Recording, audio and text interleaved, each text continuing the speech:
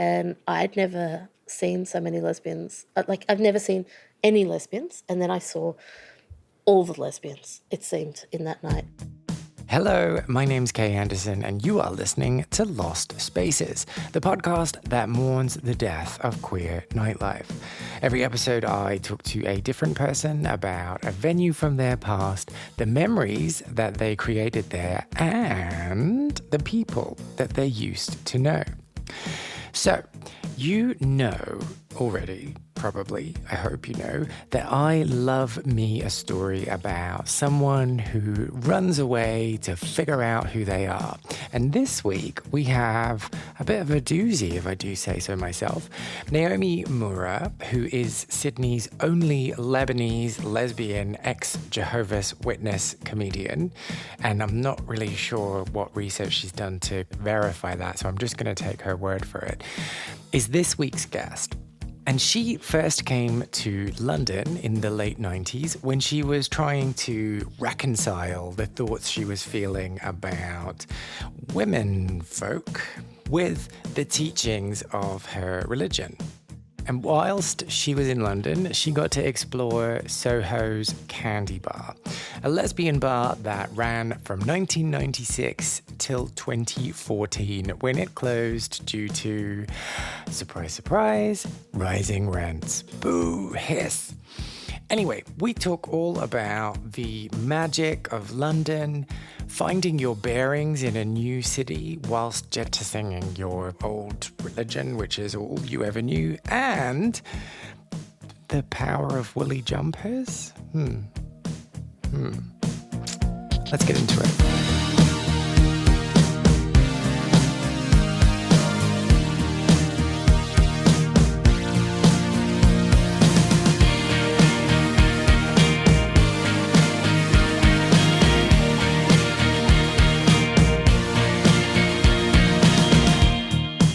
I was brought up as a Jehovah's Witness when I was a kid, and the Jehovah's Witness network is vast because they're kind of like made up of congregations that then kind of get clumped together in a sort of circuit of congregations and then in a district. And so you sort of started to know people, you know, your network was quite large. How often did you have to hang out with them then? Oh my God, so much. Well, you weren't really allowed friends outside of it. Oh, okay. So you go to church 3 times a week, then you would go preaching, then you would go socialising with the same people. So you would work, but then you weren't really allowed to be very good friends with the people that you work with. But you could only be friends with... I know. It's a bit of a catch-22. Yeah, it is. It really is. It's horrific. They became your kind of everything. And so just like... This isn't actually relevant really to this conversation, but I'm just interested. Is there like a dating website for Jehovah's Witnesses? I have no idea. Because you know what? I left just as the internet was kind of... So you've never been like, oh, I wonder if there's a Jehovah, like equivalent of Grindr. I don't know. Maybe I could launch that. I think you should. But I would assume that door knocking is the best way to meet people. Maybe rather than sending a little, like, you know, can't you tap in some of these apps? Oh, yes. So maybe You would the knock. app could be called Knocker. Yes. Okay, writing this goodness. down. I think this is genius. Yeah. This is genius. Well, they wouldn't have a gay app because they don't have gay people. Yeah. So I'm probably compromising my morals a bit too much, trying to make money off of the Jehovah's Witness community. But, you know. Perfect. A buck's a buck. Okay, Well, sorry. Yep, So no worries. you were in the church Yes. and leaving the church. Yes. Because I know, well, sorry, I'm just jumped to the end. I know you have left. I have left. This is like watching the Titanic. You know how it ends, but still, maybe you want to hear how it happened. So what... Okay, the first question I have then is the moment that you were like, oh yeah, nah, I'm out. Well, that's interesting because I mean, weirdly, it came a little bit after I actually left. So I had felt those feelings of being attracted to women, but I didn't know exactly what was going on. I thought, because I'd never known a gay person, it's not uncommon, I suppose, in a kind of conservative religious environment. So I'd never known it was possible for me to be a woman and be attracted to women. I actually didn't even know of that concept. So what it led me to think is perhaps I was trans, because I thought maybe I was a man. And that would explain why I was attracted to women. I'm not, as it turned out, but at that moment, that's what I thought it was. And so I felt I had this decision where either I was going to, well, either I had to continue with a religion and be celibate, because the way that Jehovah's Witnesses talk about it is you can be gay, but you just can't act on it. Like you'd be like a non-practicing gay person is their kind of way of looking at it. And I just love practicing, to be honest. Okay, so that was a bit of a hard one to... Yeah. What would you do with your fingers otherwise? I know. Well, type. I don't know. Sorry, I just shouldn't have taken it there. Oh, well, where else could you take it? So anyway, it was either I stayed in and then stayed single, or I left and died at Armageddon. That was what I believed. So we believed Armageddon was going to come any day now. And so if I did anything wrong, I would die at Armageddon. So I thought about that, and then I decided I'd stay celibate. And I'm so ashamed of this, but I'll tell you.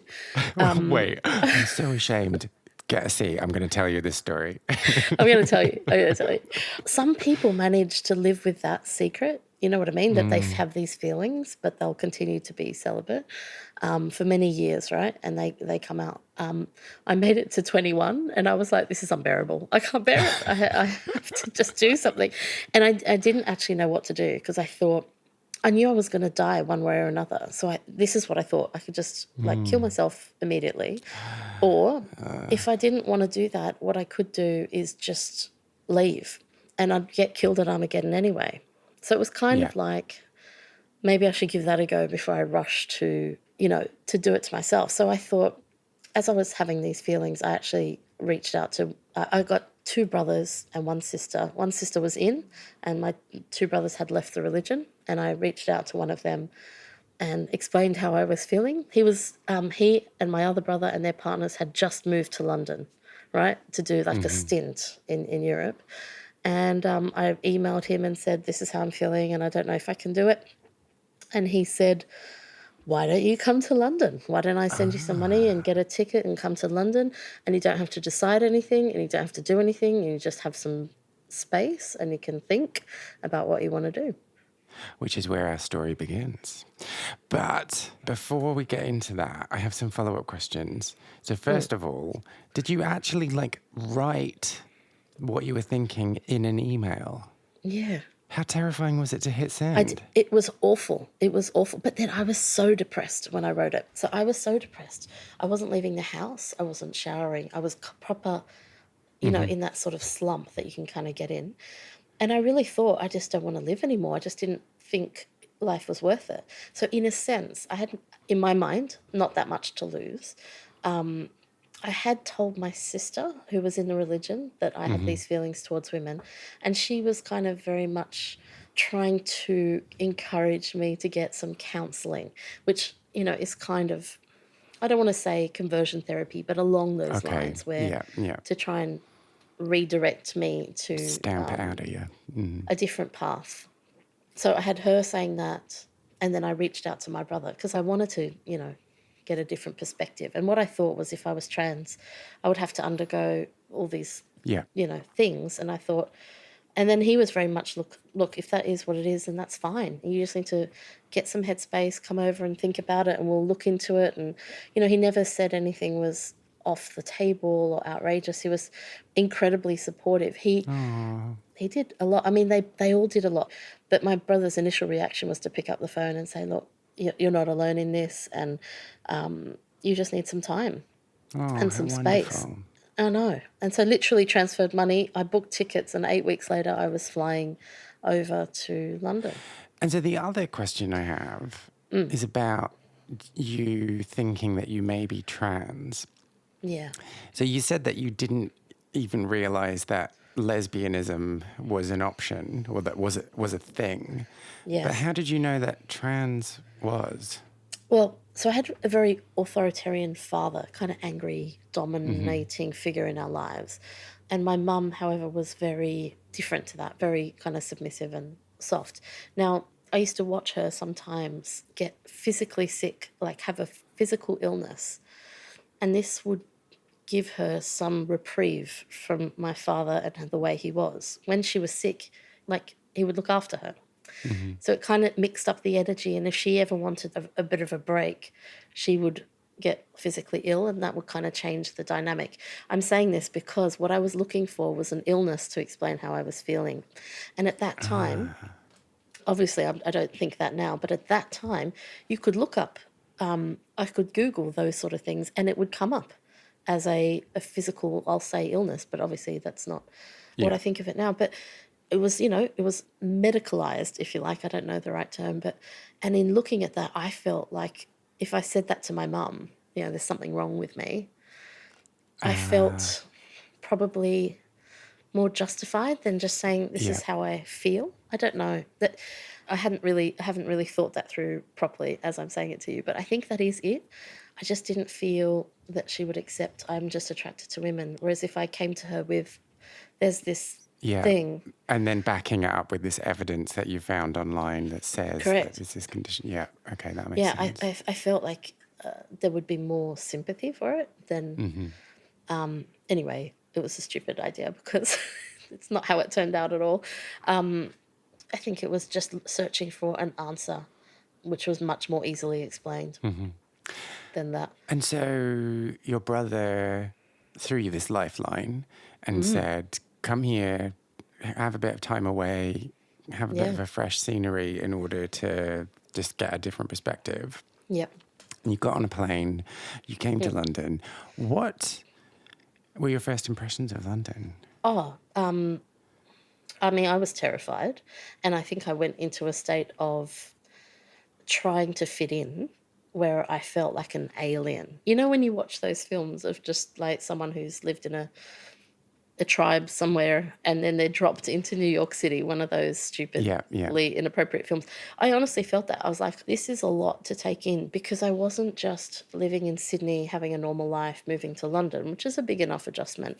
I was living in Sydney as a very sheltered Jehovah's Witness woman. I had no idea of the world. I wasn't going to bars and clubs. I'd never drank to excess. Like, I never got drunk. I was very naive, very trusting, like so trusting. So I wasn't really... On one hand, I think I was scared and a little bit overwhelmed. And on the other hand, I was so naive. I didn't know that some things were dangerous, not to trust everyone, because I was quite trusting. So I was kind of naively in that situation where probably now on reflection, I think, oh, why did you do that? That's so stupid. So as I was meeting people, I would just totally trust them. I'd go to their house. Like, I just wouldn't... These are things I would do that I would think were normal in my Jehovah's Witness world. And I was just applying them out in the big bad world. And I don't know if I had very good intuition. Well, I must have had something going on, because nothing terrible ever happened to me. So I was kind of quite lucky. I met good people and nothing awful happened. It just was luck, though. Oh, that's interesting. So how long had your brother been out of the religion at this point? And did he say to you, by the way, don't just go randomly knocking on people's doors? Well, both of them had been out for a number of years. My eldest brother for a lot of years, 10, 15 years. But my other brother maybe for 7 years, something like that. So they'd both been out for a period of time. I think on reflection, it was amusing to them. Like, I'd tell them stories of what would happen in my day and they'd be like, you what? I don't know, just naive. Like, I'll talk to anyone, chat, because that's what you were encouraged to do. Yeah. I've never been so cold in my life than when I was in the UK. And I remember I bought gloves for the first time. Like, I'd never owned gloves or a scarf. Do you know what I mean? Like, I was brought up in Sydney, or a coat. So I was wearing a coat, a scarf and gloves. And then I was reading a book, a physical book on a bus. And it was so cold on this bus. And there was an old lady sitting next to me. And I'd been trying to read my book, but I had these quite furry gloves on and I was struggling to turn the pages. And so I asked her to turn the page for me. And she didn't. She didn't give it a second thought.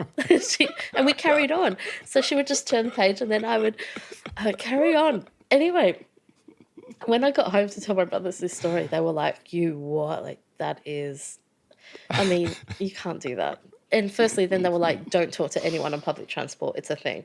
I was like, okay, don't talk to anyone on public transport.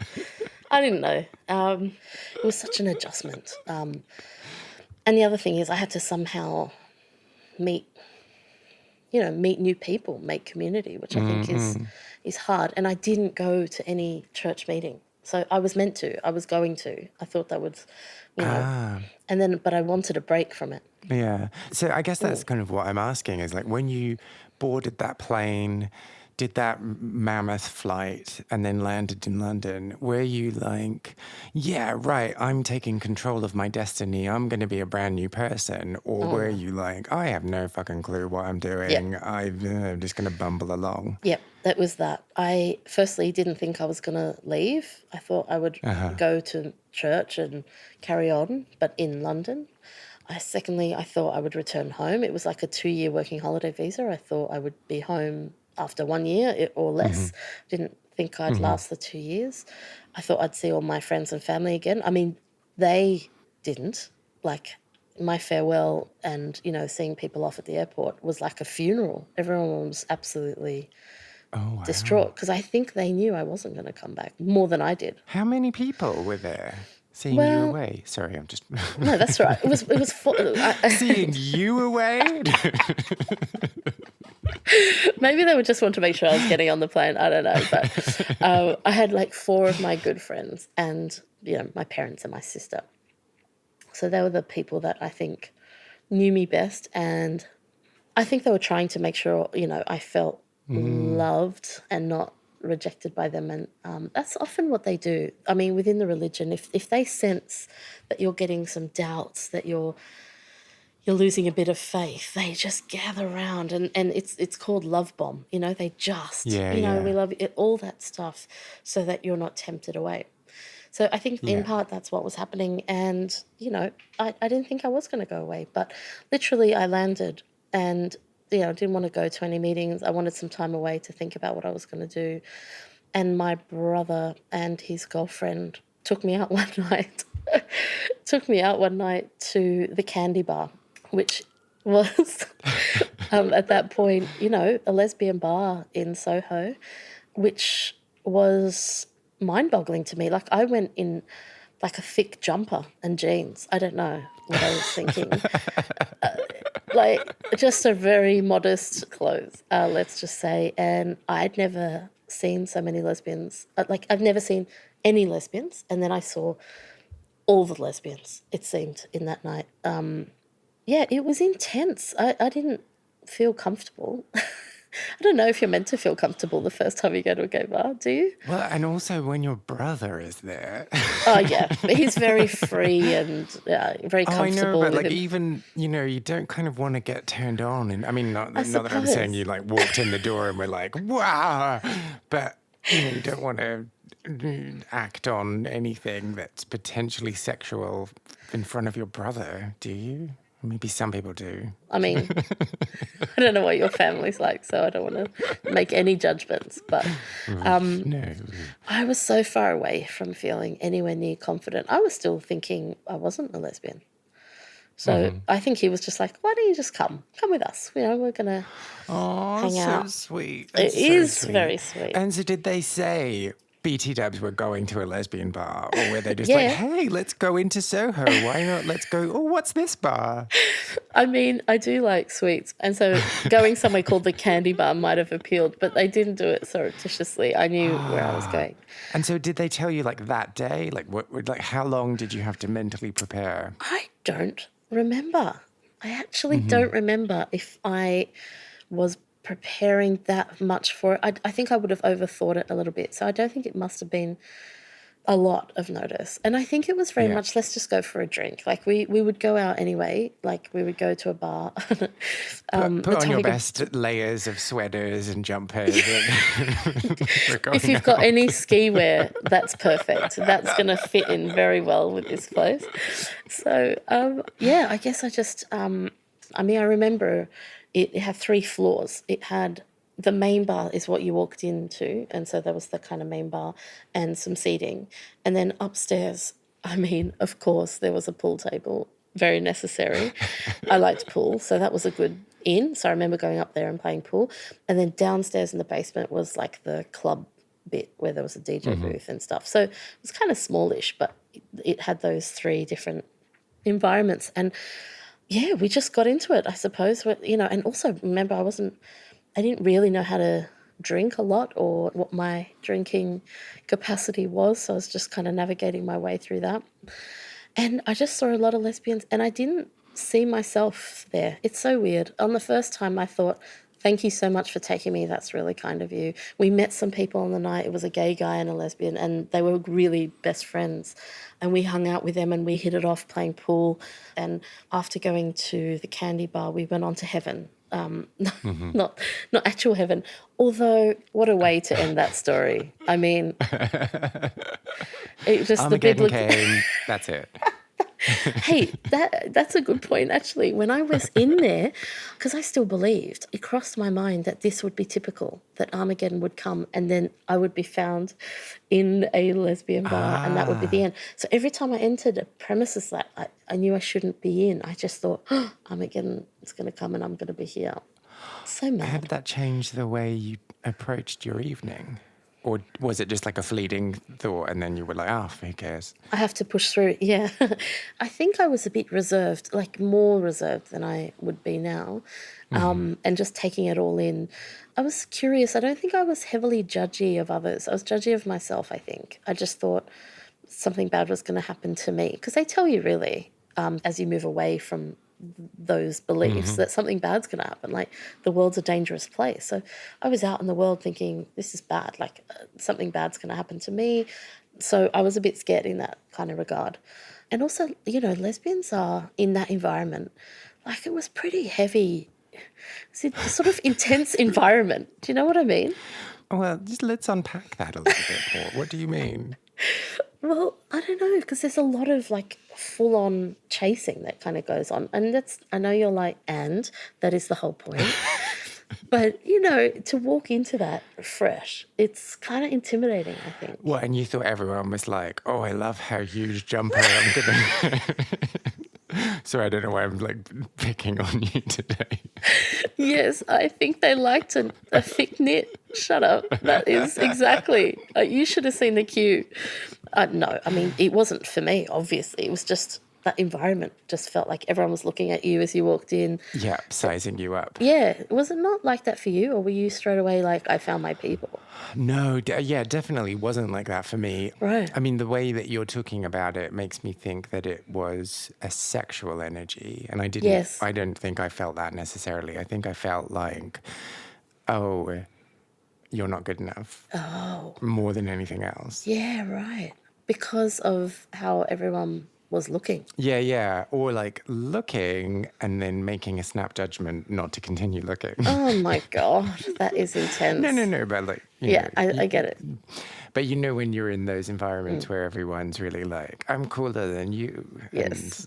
And it's just exhausting more than anything else. So I think that's probably my overriding memory of initially going to spaces. I think that's probably part of it, right? Like where you feel completely out of place. Oh, I felt out of place, that's for sure. And I felt like if you looked at me, you knew that I shouldn't be there. I didn't belong. Yeah. And you know what the really interesting thing is? Everyone thinks that. It's so funny. And if we all were just like, oh, I feel a bit funny, and everyone would go like, oh, me too, and then we'd all be fine. Well, but we all just like, oh. It's a horror. Like, I know some people just love their early 20s and like that was the prime of their life and they had a fantastic time. I have not enjoyed life more than since I turned 40, because that care factor for where do I fit in this room as I walk into it is so much less than it was. And I don't have those same thoughts. Yeah, I mean, I've got some, and there are some environments that might kick it off in me more than others, but I'm nowhere near. I could walk into a bar now, even as an old lady, and feel like, oh, well, whatever. You know what I mean? Whatever. This is fun. Like, I'm going to have a nice time. not let it get to me in the same way. But do you think that is age, or do you think that's because you found people and you feel confident in the relationships you have with them?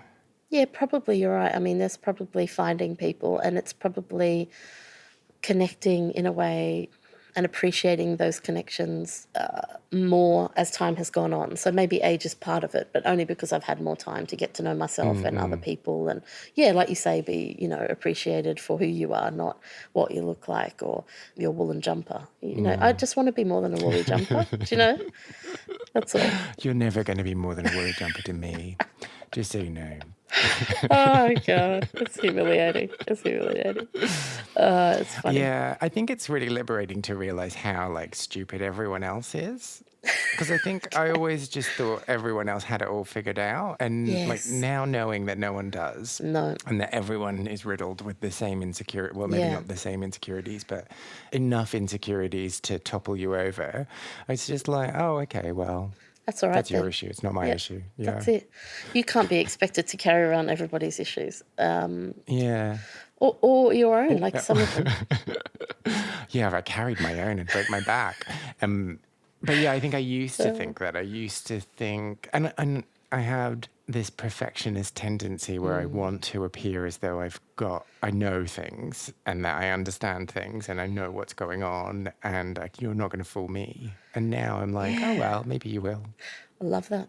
I read a book about certainty because that's one of the things about leaving a religion like Jehovah's Witnesses, which is you are told that you have the truth and that you are absolutely certain of your position.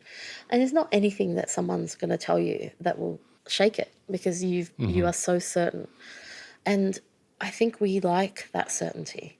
It's nice to think that you know stuff and that you're not just standing on wobbly foundations of knowledge, And so one of the hardest things I think about moving away from a religion is going, oh, everything I thought was absolutely certain is no longer, like all of it. It's like, oh, God, so where do you start?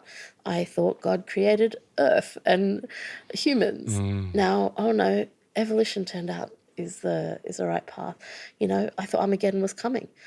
Oh no, Armageddon's not coming. So what does that mean? Armageddon's not coming. There is no God is where I've ended up on it. I know other people might end somewhere different. Yeah. But that means this is it. Like I'm 20-something years into this one life that I'm going to have. And if I don't figure out what I'm going to do with it, what's my plan? This is it. I've got to now think, what do I want to do? That sort of wake up of like you're wasting time. What have you done? You've wasted so much of your life so far and time to crack on and do something with your life it builds up a sense of urgency. And what I learned in having completely my beliefs dismantled is that certainty is very fickle. I feel more comfortable with uncertainty.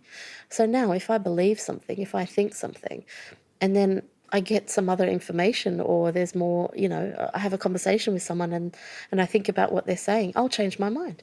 And there's absolutely nothing wrong with that. Whereas before I used to think, we don't like when people change their mind or, we think we are not allowed to change our... Yes, Whereas I think it's a sign of strength now.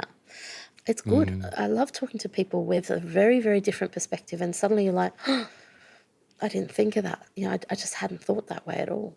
And so it makes me think, So I'm going to ask a question about the religion. And don't mean to sound... Oh, I'm just going to ask. I'm sorry, I'm just doing a big preamble. No, go for it. So all of these things that you said that you were certain of and that you were thinking that, yes, there is a God. Yes, the end of the world's coming and I'm going to be fine, fuck everyone else. But did you actually believe that? I actually believed it. And so there was no part of you that was like... No.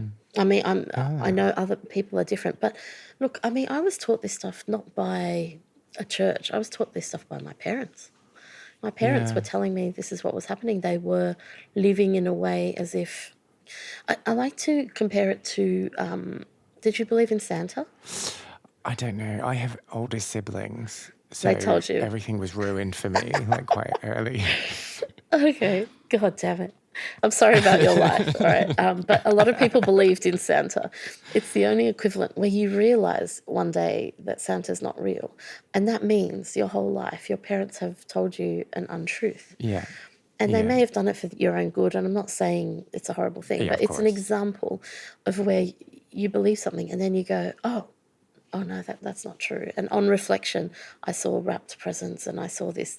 But at the time, I kind of believed it, Yeah. and maybe I wanted to believe it because, I wasn't loving life in the religion. So the idea that this life was going to end and I was going to have another life, which was going to be so much better than this one, is very appealing.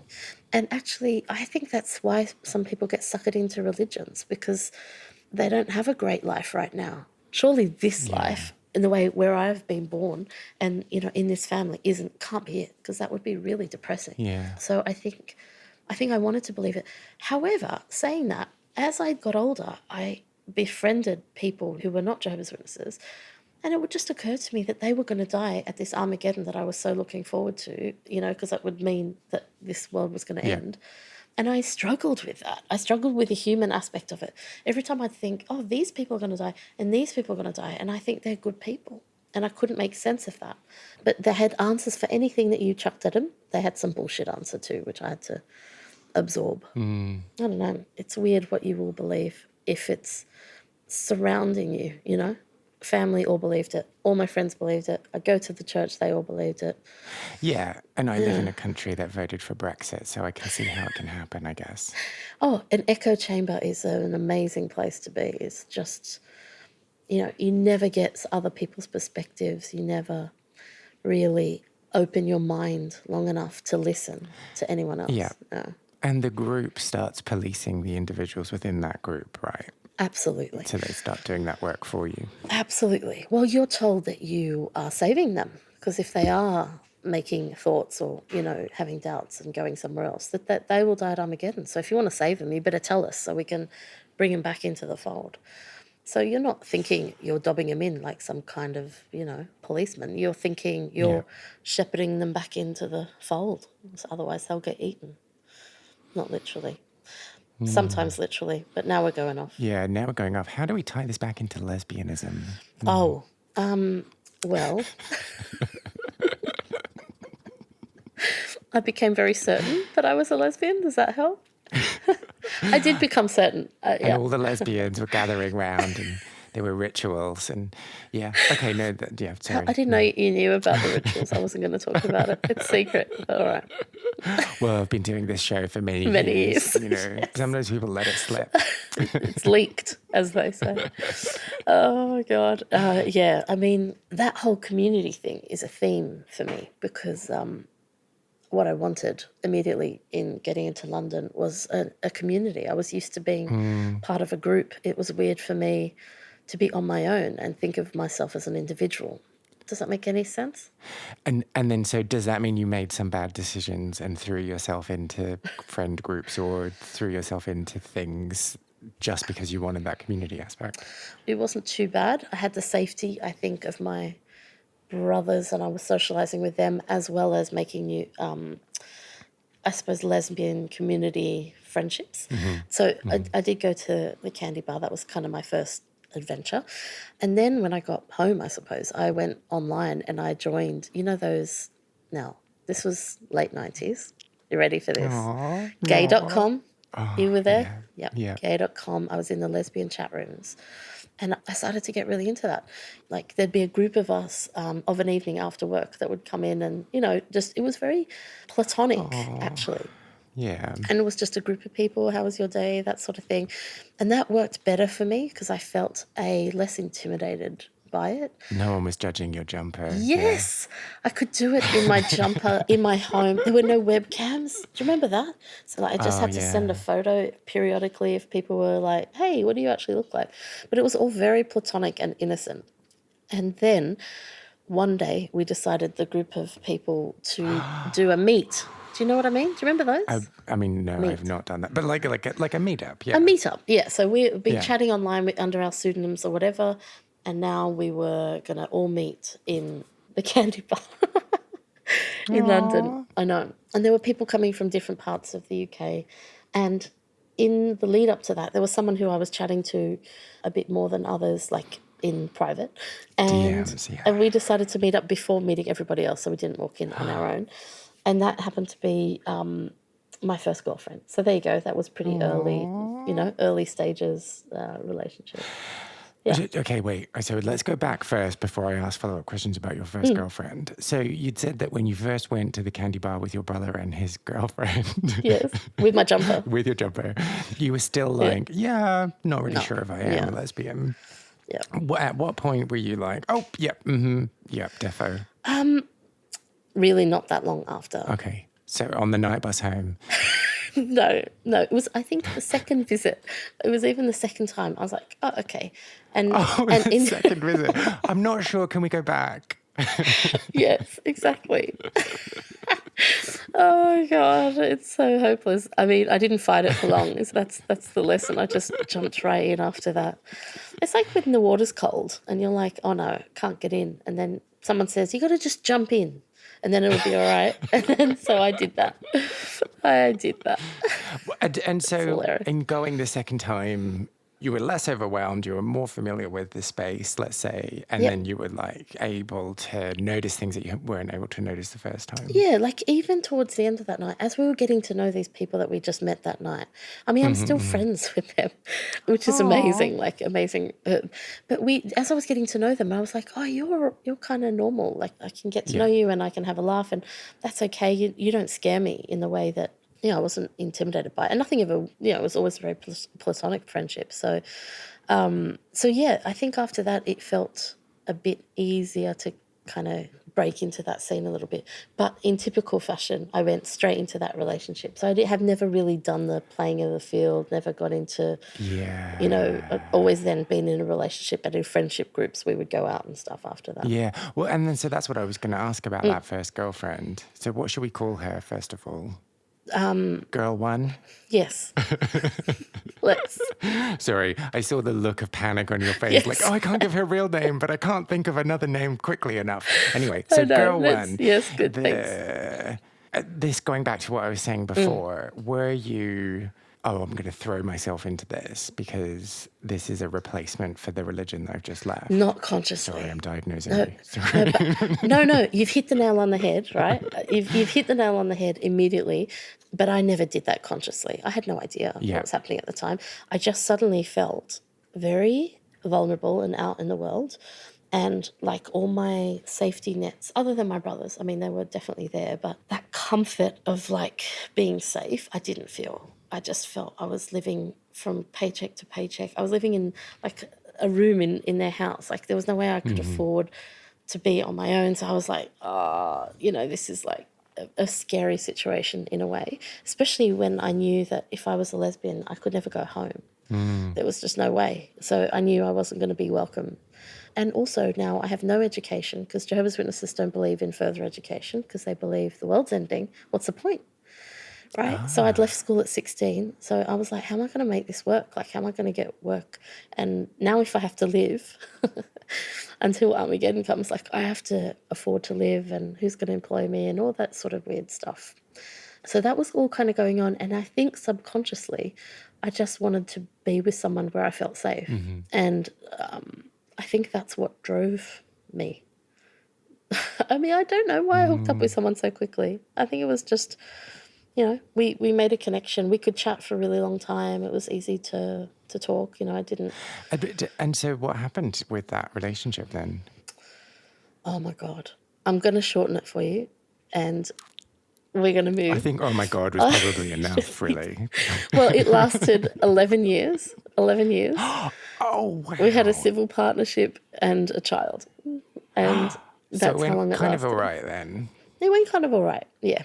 But that was your first one. Yeah, I know. Oh, and for that reason, I was probably not in, the best space to be truly myself. Yeah. I think I was very much just that woman that's come out of a religion, and I didn't know who I was, so I didn't know how to bring that into a relationship particularly well, and I probably didn't match myself up with the right person for who it turned out I was. So we probably weren't the right match. But for many years we were together and happy, and, it sort of was, my first big relationship. On that first time I was going out to meet with people I'd been chatting to on the internet by myself because I wasn't going with my brothers. He'd stopped coming with me to lesbian bars by then. But so I'm not going to get any stories of raucous nights out at the candy bar then? Oh, there were raucous nights. There were. But not raucous in the way that I suspect you're asking. I didn't turn up one night with a woolen jumper on and stand to a queue of women. No, that didn't happen. Beckoning them to your shores. I know. So that's interesting. So how did that all work then, given that you got into that relationship and then presumably at the end of the 2 years you had to make a decision about going back to Australia or not? That's exactly right. So at the end of 2 years, at that time, the way immigration laws were, we wanted to stay together. The way immigration laws were, we had to be living together for 2 years before being able to make an application. So we needed, I guess, another year to add to our 1 year because, of course, we met in December. I don't even need to ask, yeah. When do you think we moved in together? February, yes. Oh, that's all right. Is it? That's all right. 2.5 months? I don't know. I don't think it's all right.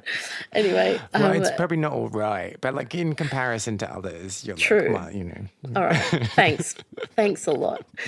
I suppose you got it all out with the woolly jumper and now you're going easy on me. So what we decided is that she would apply for a working holiday for Australia. And we just came and lived here for a year. And that was a big time for me because that was me returning home for the first time. So I had to face the music. So, I'd very much, I had told my mum or I told my sister that I'd met someone and this is what I'm doing. Not literally, obviously. We hadn't got into the ins and outs, but... And then she told my mother. My mum spent the whole time that I was in England very upset. She thought, every time I spoke to her, she was upset and crying. I think she felt... She had 4 children, and now this was the third one who was going to die at Armageddon. And, and I used to get frustrated, and I'd be like, that's not even true, Mum. That's not even going to happen. And there's no point telling people that actually believe that, what they believe in isn't quite right. So, yeah, that was really hard. And then when I came back, I had to try and think of I wrote to the 4 friends that came to the airport to say, look, I'm coming back. And we were still in contact over the phone and, loosely while I was away. But I wrote to them in the email, look, this is the thing, I've met someone and, it's a woman and I'm really happy. I don't know if that helps because I was so not happy when I left, but I'm, I feel keen to live now and all this stuff. And so they did the right thing as far as their religion's concerned because Jehovah's Witnesses do the shunning thing. So if you leave, they cut you off from the organisation. Not the organisation, from the people. Who cares about the organisation? So they stop talking to you. They literally don't say hello. And so that's, that was what I knew I would have to face about coming back home. And that was hard. Look, that was hard. It was so much easier to try and create a new community and get on with my life when I was in London and everybody else was here because I had to do it anyway. It didn't matter. Whereas coming home, being in the same kind of city, in the same environment, and not being able to talk to my whole network of people here, including family, that was really when it was a bit hard.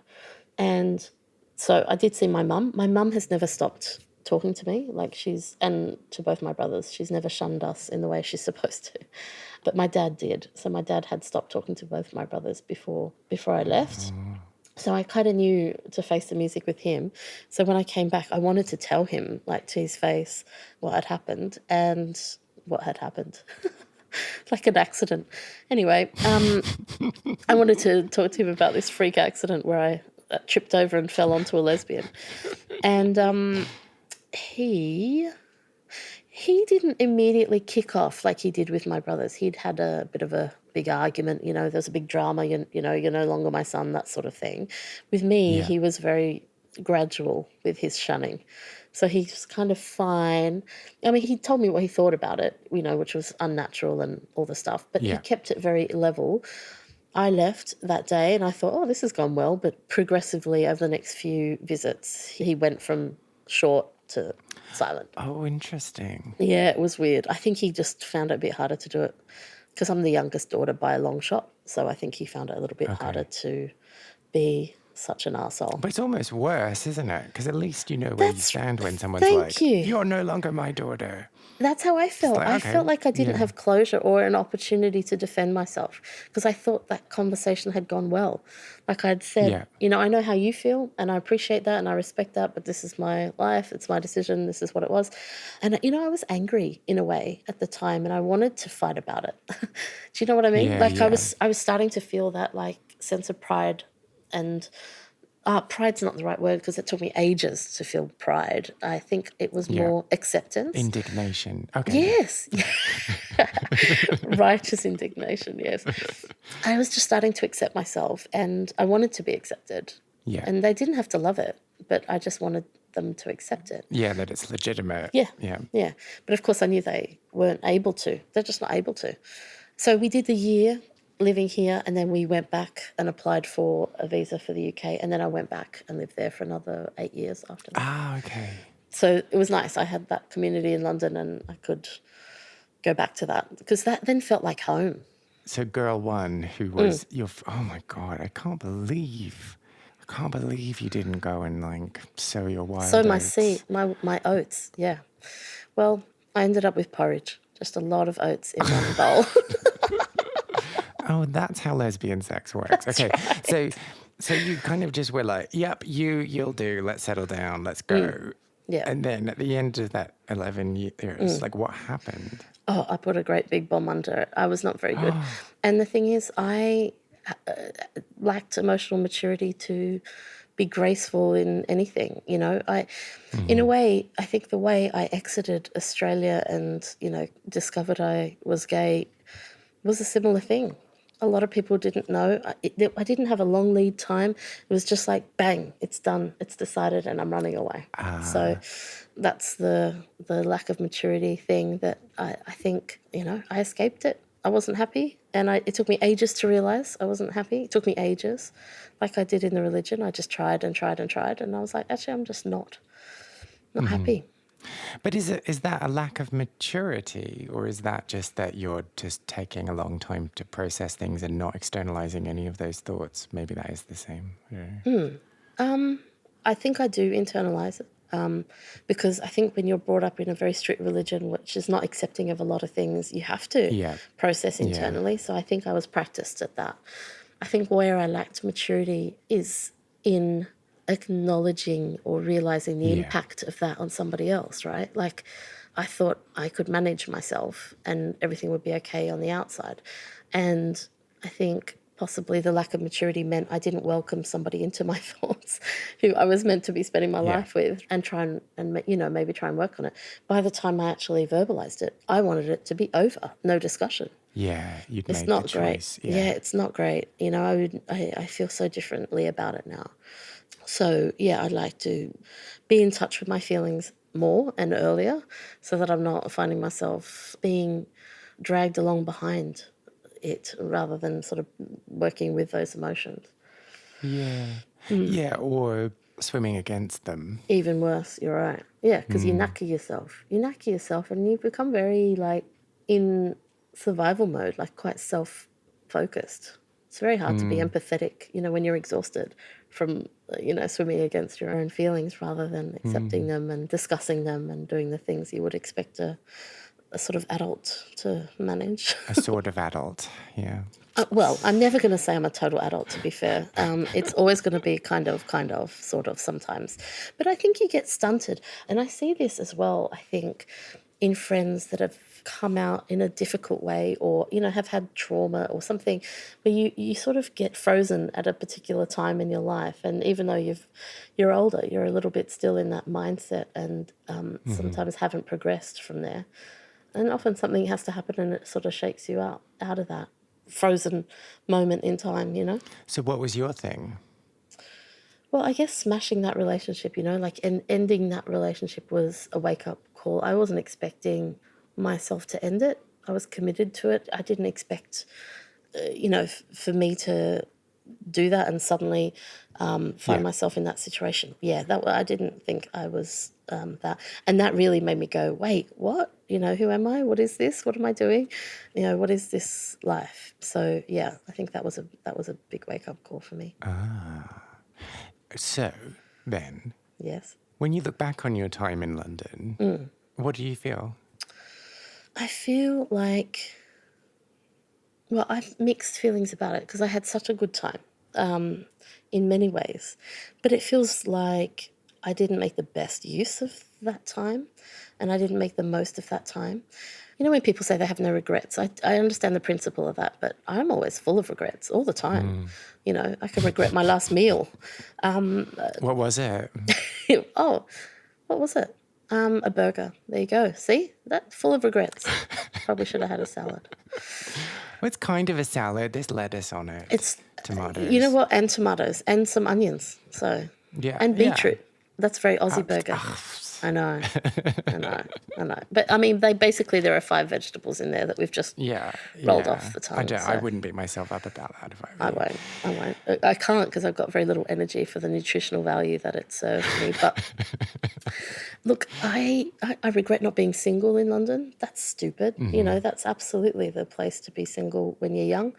I regret not traveling more. I got very focused on work. I worked really hard because I had a lot to prove, a good dose of imposter syndrome with no education. So I was like, I just have to work really hard. Like I have to prove myself and try and make a career. So I spent a lot of time working and probably not as much time as I would like, enjoying life. But that follows you around. You know, that's not because I was in London. COVID helped me with that one more than anything. That was good. You know, that shook me out of that, like, must work, must make a living. But I met really great people, and I had this weird thing. Like, I'm still friends with people that I was chatting to on gay.com. The first meet, some of my closest friends are from there. My first job in London, I've still got friends. That second job, still friends. And that's one thing I like about the UK, which I find always a bit hard to explain, which is, you know, you joke about Londoners, you know, not being particularly warm and friendly or whatever. But I found that depth of friendship was deeper. Like, you can have very friendly people here in Australia, and it takes longer to actually, I think, break through and make friends. Whereas you could meet someone on a night out and, well, I did. And then that's it. They're still friends. If I go back to London now, I'd see them. It's crazy. And I don't know whether that's normal. I don't know whether that was because I wanted to maintain friendships and I didn't have any alternatives. I think perhaps there is a bit of that. I think if you had your friend circle already set, maybe you can't be bothered. I don't know. But I love that. I love that those friendships have endured the years, and that it's like having some history with someone that remembers, oh, do you remember when we were wearing woolly jumpers in bars? And man, sorry, that's stupid. Woolly jumpers. So then, if you could go back in time to that very first night that you were at the candy bar with your brother and his girlfriend, and you were able to have a conversation with Naomi and be like, hey, I've got some advice for you. Listen up. Other than take that fucking jumper off, you idiot, what would you say? Well, that wasn't on the agenda, but all right, I will put it on. Sorry, you were very harsh when I was channeling you. That wasn't me. What would I tell her? I think I'd probably want her to slow down, and that's advice I'd still tell myself now. I try to slow down, but slow down, not to rush into trying to find out what this next phase of your life is going to be, and allow things to kind of be a bit more organic. I think I didn't know I would be okay. I didn't think I would be okay. So I was desperately trying to find a way to make it okay, rather than just go, you'll be all right, you know, you'll work hard, you'll get a job and you'll be able to pay your own bills. You don't have to. There's just something about feeling a little bit like without a safety net that makes you feel very driven on how is this going to be. I didn't feel lovable. I didn't feel attractive as a woman. I didn't really know what that felt like. I'd spent many years being judged in a very sort of Jehovah's Witness male lens, which is, you know, probably fairly typical of that conservative religious mindset where you had to be small and ladylike and feminine and submissive. Yeah, and I was just everything I described, the opposite. and I was just like a bit of a blunt instrument. And you know, it's good to be funny, but it was good to be funny if you're a bloke. I mean, no, you don't need to be a funny woman. You just need to know, you know. So all of the things I felt strong in weren't great, weren't supporting my gender particularly in that environment. So when I came into understanding that I was a lesbian, I had no idea. Like, I knew I wasn't particularly butch. So when I looked at women who were quite butch, and I could see that that was one way, you know, I wasn't very feminine. So I was in that kind of probably, you know, that tomboyish zone. I wasn't confident with my sexuality or sexually confident. And I was very confident to be a friend. I'd be a friend, definitely, but I didn't feel the confidence of like, oh, how do you take it to the next level, or that I could, you know. But you did land it on your first try. I just have to put that out there. Yeah, thanks, man. Thanks. I needed that. I did. Yeah, that's helped. That's helpful. It's just like, it's so, yeah, it just took a really long time to figure that out. And also, I didn't know what I liked in women either. So if I just take it a bit more time, just taken it a bit slower, just hung out a little bit with different types of people, I think that would have been smart. And so that's probably what I would have told myself. Calm down, slow down. Do you have any memories from the candy bar or clubbing from your own queer scene that you want to share? Well, if you do, I would love to hear all about it. I am planning to build the biggest online record of people's memories and stories of queer clubbing, but I need your help. Go to lostspacespodcast.com and find this section, Share a Lost Space, to tell me all about what you got up to and where it was. You can also find me on Facebook, Instagram, and Twitter, where I am quite happy to have a bit of a natter. My handle across all three is Lost Spaces Pod. Find out more about Naomi by following her on Instagram at Naomi Mourra and Facebook, where it's at Naomi Mourra Comedy. If you enjoyed this episode, I would really appreciate if you subscribed on your podcast platform that you're using right now, left a review, or just told someone else who you think might be interested in giving it a wee listen too. My name is Kay Anderson, and you have been listening to Lost Spaces.